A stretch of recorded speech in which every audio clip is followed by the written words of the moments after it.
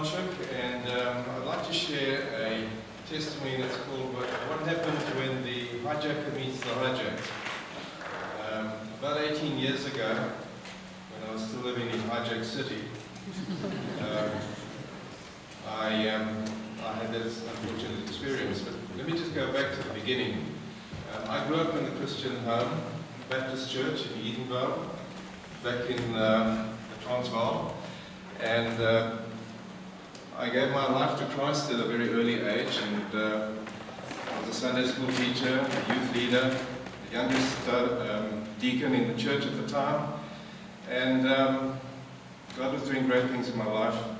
Got married and started my own business, and of course I was very fortunate in being very successful in my business, and the more money you make, all of a sudden God doesn't seem to be as important as money. And while Christ was in my life, he was resident, but certainly not president on the throne of my life. And the more money I made, the further I seemed to drift away from the church and the people around there. And by the time I was under 40, I retired. And well, that's it. But now, 6 months later, I found myself extremely bored. And took an option, went back into business and took an option on one of the richest privately owned diamond mines outside of the De Beers Group, and developed that, listed it on the Toronto Stock Exchange.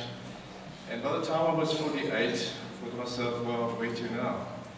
And as I was going to my office on the 27th of February 1997, 8:30, I went to the back of my car, the boot.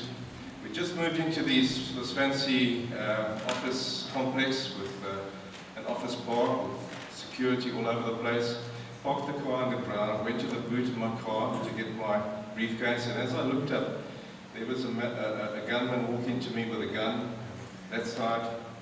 And so the two of them walked towards me, and the gun said, just get into the boot, get into the boot. Well, this is not a good thing. He said, here's the key. There's cash in the bag, take the car, and let's just call it a day. Just get in the boot. So we had this discussion, boot and don't shoot, and boot and don't shoot. So trying to negotiate a deal here, and they weren't listening. All they wanted me. And I'm thinking to myself, what do you do? And then one of the guys got very frustrated with me and pistol whipped me, and I had 4 stitches in my head. And now you've got a guy holding me on my suit jacket here with a gun to the head, and the other one with a gun to the chest. And as I'm looking at him with his blood pouring out here, my blood is all over his hand, and we're eye to eye like this, and a gun to the head. I thought to myself, I was reminded of what Jesus said. What does it profit a man if he gains the whole world and loses his soul? And in my case, I'm going to lose my life as well. And I thought to myself, well, what do I do here? And as we were going through there, having this discussion, somebody came with a 4x4, a few guys in it, and they drove towards the scene, and they pointed the guns and told him to stop. And as that happened, I just pulled loose and ran to the stairs. And as I took the balustrade on the stairs, my hand was full of blood, and it started slipping. And I remember saying, oh God, please, not now. And as that happened, the blood dried and became very sticky. So now I had a real serious grip. I was able to get up those stairs and get away. So I'm alive and I'm here. But what actually happened is that I was very, very angry for a long time. Here I am. It doesn't really matter that I was standing there. It didn't matter how rich the diamond mine was. It didn't matter how many people you employed. It didn't matter what happened. At the end of the day, if you had that, one of them pulled the trigger, you would be dead. So I was very angry, and I thought to myself, here I am creating jobs for this country, bringing in diamonds, selling diamonds which bring in dollars, a hard currency, and they want to kill me. I need to get out of this place. So we traveled the world and decided to see where we wanted to settle for Cape Town, so here we are.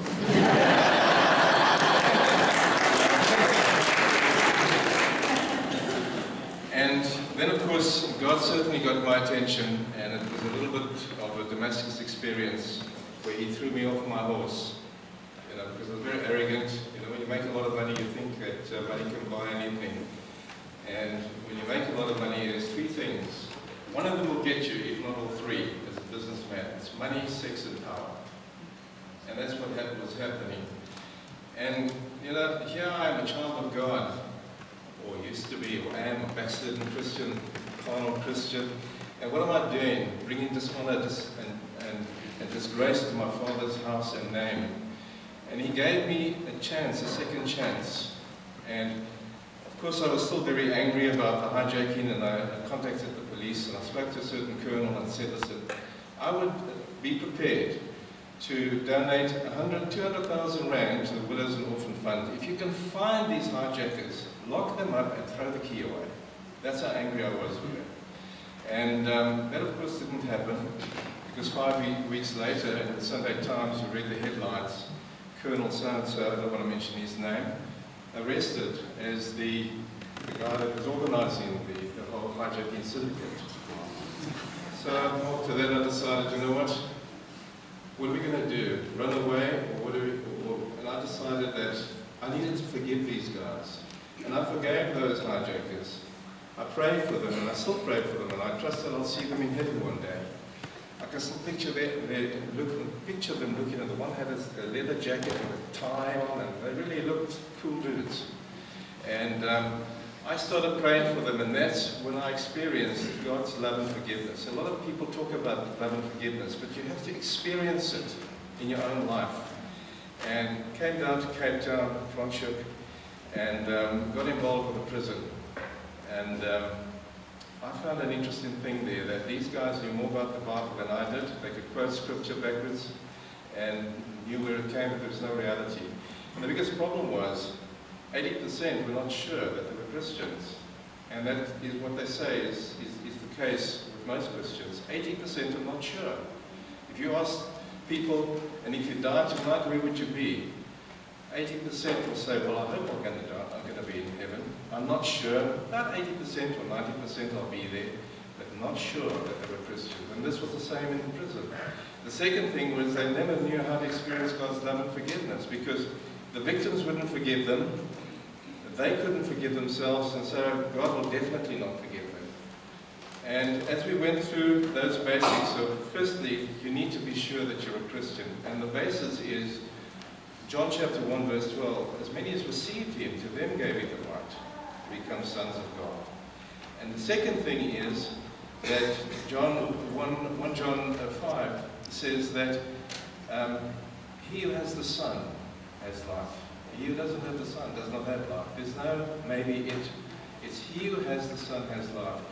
And when these inmates finally could work out that they could be sure that they were Christians, as I was sure once again that I was a Christian, and how they could deal with sin in their lives, that Hebrews 10:17 says, I will forgive your sin, and I will remember it no more. And so they would say, well, God has forgiven me, why can't you forgive me? And so as we worked with these, we started a group called Ambassador Missionary Service, and we got all these inmates that were ready for parole. And while they were in the prison, we would go through the 5 basics. How to be sure you're a Christian. How to experience God's love and forgiveness. How to be filled with the Spirit. How to walk in the Spirit. And how to witness in the Spirit. If you're not witnessing in the Spirit, if you're not witnessing, chances are you're not sure. You've got sin in your life. You don't know how to be filled with the Spirit, or you're not walking in the Spirit. One of those 4 is happening if you're not sharing your faith. And so as we went through all these basics, the guys that were coming out, to reintegrate them back into society, we would say, we're going to be your daddy for 1 year, and we want to know what you do with your money. We will organize a job, but you have to go back into the prison, and you have to be sharing what you actually experienced. It's all easy to talk about it, but you have to go out there and live the life now, because in prison it's easier to be a Christian than it is to be out. And that's what they're doing. And so I want to introduce to you now Mantla, who is in prison for 15 years. He got a jail sentence of 15 years for hijacking. So here's the hijacker, and here's the hijacker.